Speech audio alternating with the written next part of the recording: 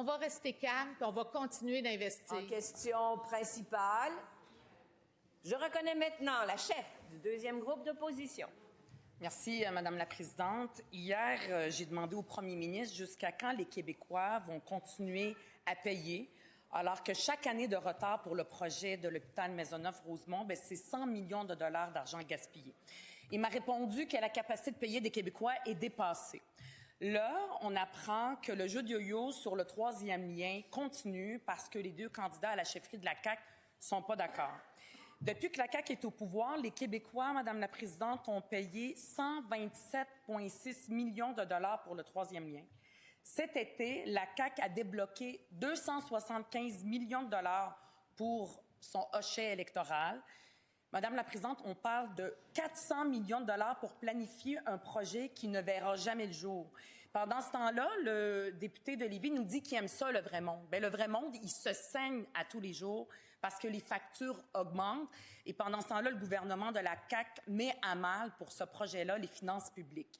Tout ça pour un projet que les experts eux-mêmes qualifient d'inutilité. Ça, c'est pour dire le moins. On parle de 400 millions de dollars. On pourrait tellement faire de choses avec ça. C'est l'argent des impôts des Québécois. Pour reconstruire, donc, un hôpital qui offre des soins à la population, le premier ministre nous dit « les Québécois ne peuvent plus payer, il n'y a plus d'argent dans les coffres, c'est terminé ». Pourquoi, Madame la Présidente, la capacité de payer des Québécois n'est jamais dépassée pour la CAQ quand il s'agit du troisième lien? La réponse du premier ministre. Bien, Madame la Présidente, je vais rappeler à la chef du deuxième groupe d'opposition ce que j'ai dit hier concernant le montant des infrastructures.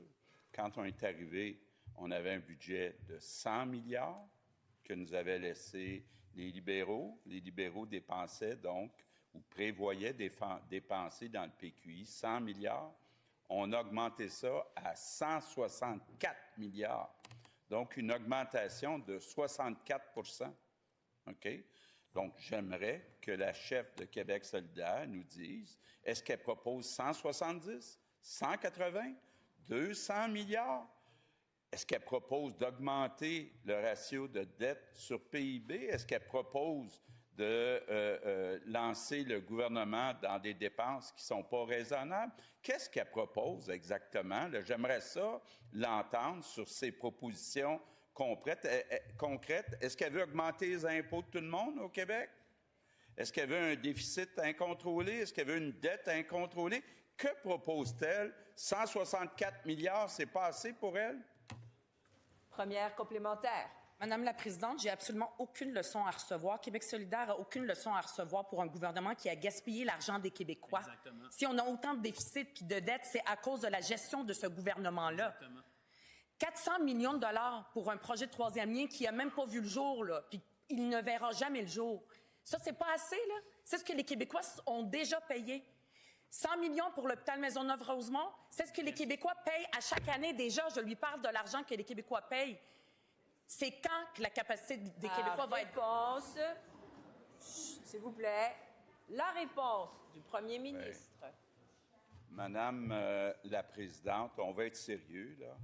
Si on regarde l'évolution des dépenses depuis 7 ans, l'essentiel de l'augmentation des dépenses est allé en santé et en éducation, entre autres pour augmenter les salaires des enseignants. Est-ce qu'elle compte ça?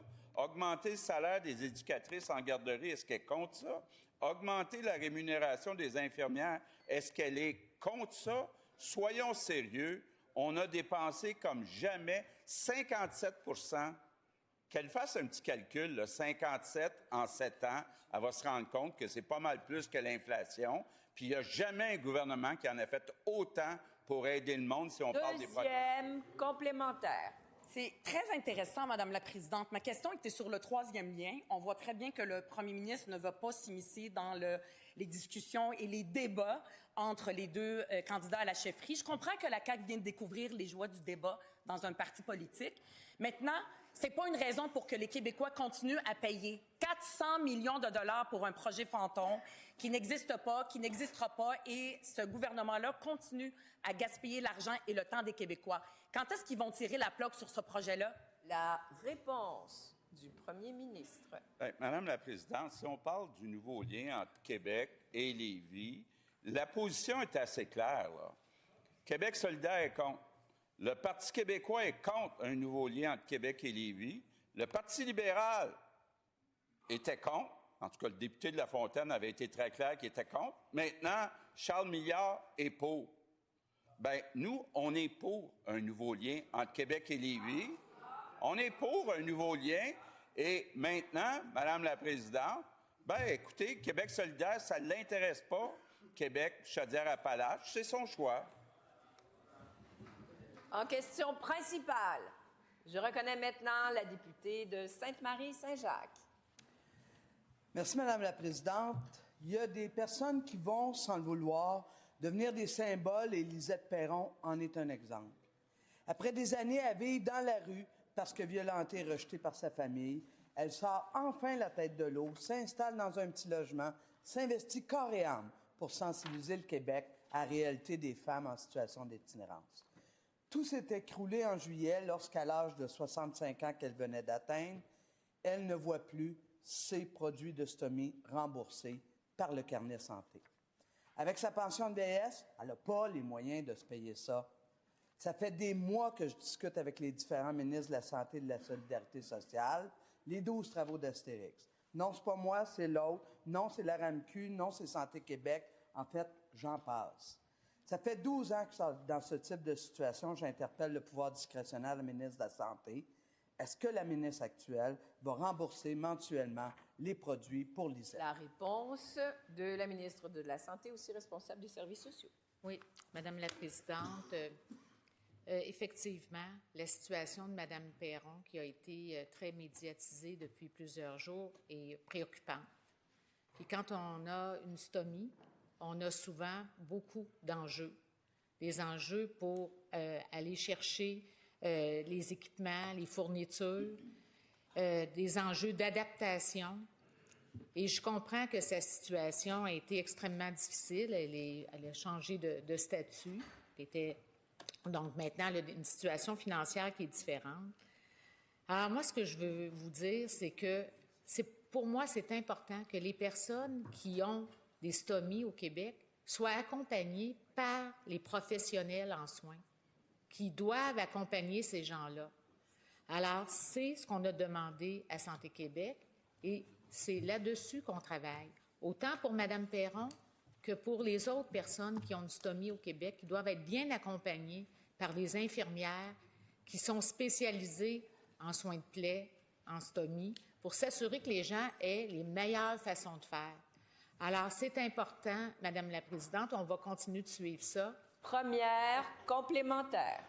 Madame la Présidente, Lisette est très, très bien accompagnée. D'ailleurs, tous ses soignants disent qu'elle a besoin d'un matériel spécifique pour assumer la situation qui est la sienne. L'enjeu, c'est qu'avant, elle était à l'aide sociale et donc c'est la solidarité sociale qui payait. Maintenant qu'elle a sa pension de vieillesse, il n'y a plus personne qui paye, sauf 1 600 $ par année, alors qu'elle, c'est 600 $ par mois dont elles ont besoin. Où est le pouvoir discrétionnaire de la ministre dans cette situation-là? La réponse de la ministre. Madame la Présidente, la situation de Mme Perron, je l'ai dit, c'est une situation qui est préoccupante. Maintenant, j'aimerais, dans le fond, informer ma collègue de l'opposition que je ne rentrerai pas dans le dossier particulier de Mme Perron. C'est important que les intervenants puissent assurer ce suivi-là. C'est ce qu'il est en train de faire, c'est ce qu'ils m'ont dit. Et c'est ce que je vais vérifier, Madame la Présidente. Maintenant, il y a plus de 10 000 personnes qui ont des stomies au Québec. Ces gens-là reçoivent des soins et des services. Il y a du personnel spécialisé, donc, qui interviennent auprès de ces gens. Alors, on va s'assurer que le travail est fait adéquatement, Madame la Présidente. Deuxième complémentaire. Mais Madame la Présidente, où est le pouvoir discrétionnaire de la ministre? L'enjeu, c'est que les besoins de Mme Perron sont des besoins exceptionnels et par le passé, durant les 12 dernières années, dans ces situations-là, j'ai interpellé d'autres ministres qui ont réglé la situation assez rapidement. Va-t-elle laisser Lisette pris avec sa réalité ou va-t-elle utiliser son pouvoir discrétionnaire ou c'est Santé Québec qui a ce pouvoir-là désormais? La réponse de la ministre. Madame la Présidente, on ne réglera pas un dossier clinique ou un dossier médical ou un dossier psychosocial d'une personne en particulier au Salon Rouge. Alors, c'est une question de respect des individus, Madame la Présidente. Alors, je veux quand même mentionner, je l'ai dit, je déplore qu'elle ait vécu des enjeux à ce niveau-là. Maintenant, il y a des services qui sont offerts aux gens qui ont des stomies. Nos infirmières en CLSC sont là pour faire ce travail-là. Il y a une association québécoise des personnes stomisées. Il y a des programmes vraiment pour venir en aide à ces personnes-là. On va s'assurer, c'est ça mon rôle comme ministre, Madame la Présidente, s'assurer que les services soient rendus, Madame. En question principale, je reconnais maintenant le député de Saint-Henri-Sainte-Anne. Madame la Présidente, désastreuse entrevue pour le ministre de l'Immigration lundi dernier au micro de Patrick Lagacé. Alors talonné pour savoir qui l'appuyait au Québec dans sa décision d'abolir le PEC, le ministre a été obligé de concéder qu'il est seul dans son camp. En effet, personne au Québec ne réclamait la fin du PEC. Personne. Depuis des semaines, les critiques envers le ministre s'accumulent et le consensus général dans la population, c'est qu'abolir le PEC, c'était une très mauvaise décision. Comment le ministre essaie-t-il de s'en sortir? En propageant des informations inexactes, à l'effet que maintenir le PEC l'aurait forcé à sélectionner 350 000 résidents temporaires actuellement au Québec. N'importe quoi, Madame la Présidente. Le PEC, en 2022, c'était 5 000 personnes. En 2023, c'était 9 000 personnes. Jamais le PEC n'a permis de qualifier des centaines de milliers de personnes, et il le sait très bien. Quand le ministre va-t-il faire la seule chose qui s'impose, qui est accorder une clause de droit acquis dans le PEC, sa presse? La réponse du ministre de l'Immigration, de la francisation et de l'intégration. Merci, Mme la Présidente. Content d'avoir cette question parce qu'il y a des centaines de milliers de personnes qui sont à statut temporaire sur le territoire québécois. Quand on exclut les demandeurs d'asile, il reste 350 000 personnes, des étudiants étrangers, des travailleurs de tous les secteurs de plusieurs programmes. Mon collègue dit que ce n'est pas 350 000.